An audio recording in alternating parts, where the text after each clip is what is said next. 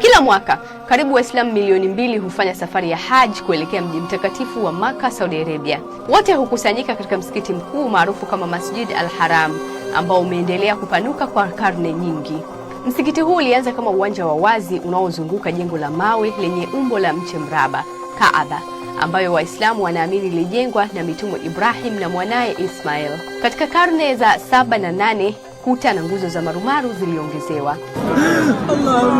Mwaka 1955 mfalme wa Saudi Arabia wa wakati huo, Abdulaziz bin Abdurrahman Al Saud, alianza awamu rasmi ya kwanza ya upanuzi wa msikiti huu. Awamu nyingine 2 zilifuata, moja mwaka 1988 na nyingine kubwa zaidi iliyoanza mwaka 2011. Leo msikiti mkuu wa Makkah unachukua eneo la mita za mraba milioni 1.5, karibu mara 10 zaidi ya ukubwa wake miaka 70 iliyopita.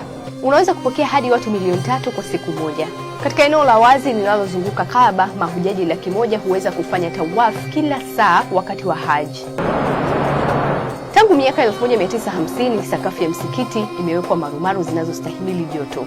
Viyoyozi, ngazi za umeme, kamera za sensa za usalama zimewekwa kuhimili umati mkubwa wa waumini. Katika msikiti mkuu hufurika zaidi wakati wa Ramadhani na Haji.